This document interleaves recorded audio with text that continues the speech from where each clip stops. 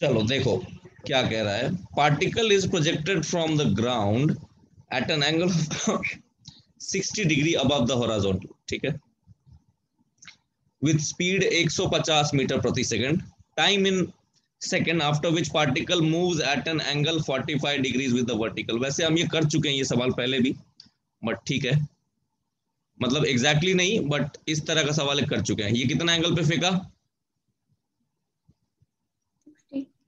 60 degree पे फेंका है, ठीक है।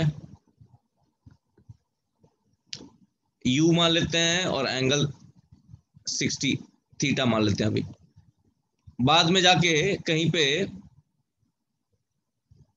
वर्टिकल से 45 हो गया है बीच में पाथ में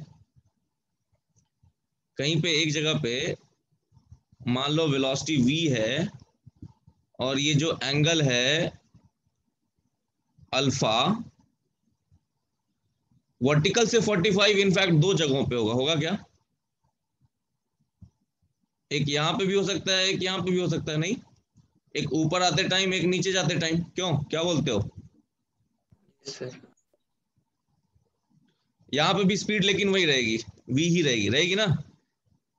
इस पॉइंट पे और इस पॉइंट पे सेम हाइट, दोनों सेम हाइट पे ना, सेम हाइट पे स्पीड क्या रहती है? सेम रहती है ना, बोलो।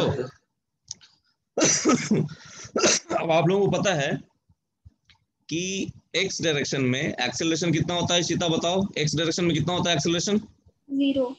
जीरो होता है। तो एक्सेलरेशन एक्स डायरेक्शन में जीरो होता है, तो वेलोसिटी क्या रहती है एक्स डायरेक्शन की? 0। अरे मैं झापड़ घुमा के, जीरो रहती, कांस्टेंट रहती है ना। Yes sir. कितनी बार करा चुका हूं मैं, पढ़ते नहीं हो, रिवाइज नहीं करते हो, रिवाइज करो। V X is equal to U X, V X कितना हो गया? V cos alpha. U X कितना है? यू कॉस थीटा माने 60, है कि नहीं? अरे बोलो। तो v की वैल्यू क्या आ गई? v by root two is equal to u by two. Yes, तो v कितना आया? u बाय रूट टू आया, बोलो। अरे हाँ कि ना। अब एक काम करते हैं, ये पॉइंट ए है, ये पॉइंट बी है। पॉइंट ए पे vertical component of velocity positive होगा ना? Yes sir. At A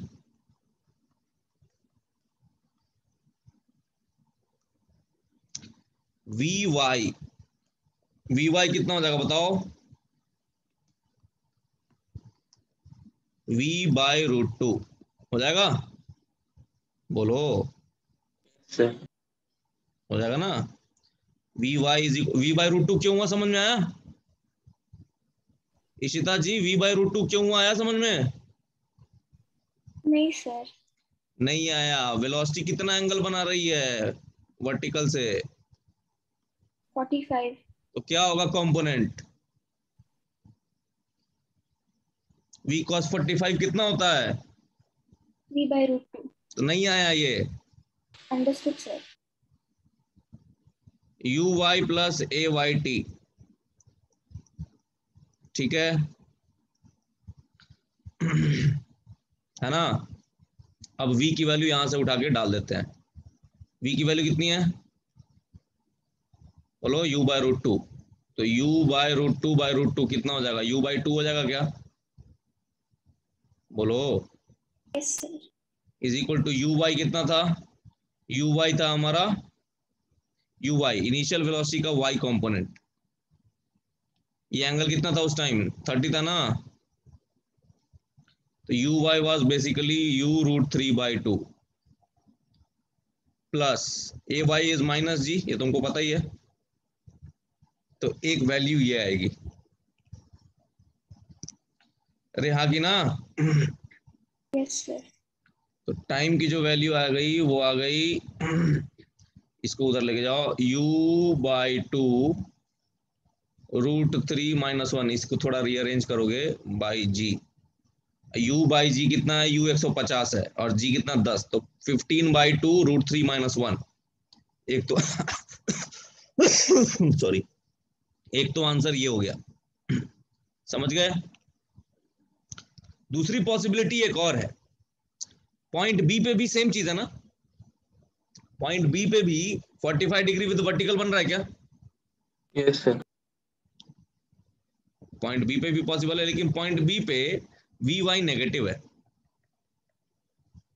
eight b v y is equal to negative कितना, minus v by root two, समझ में आया? Which is equal to u Y plus a minus g t, लिख दूं इधर, बोलो। तो जब इसको रीअरेंज करोगे तो यहां पे आएगा G T is equal to, है ना, U Y which is U root 3 by 2 plus U by 2, समझ में आया क्या?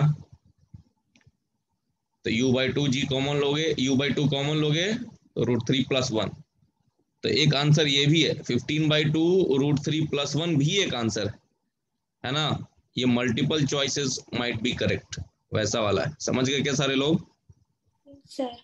है ना, क्लियर है, कोई परेशानी इसमें? No, sir. समझ में आया? पॉइंट बी पे भी है, हाँ क्वेश्चन लिखा होता है at angle 45 degree with upward vertical, तो आंसर बी सही होता है ना, बट 45 तो डाउनवर्ड वर्टिकल से भी हो सकता है कि नहीं? बी और डी दोनों होंगे आंसर्स, ठीक है। Yes, sir. है ना, तो ये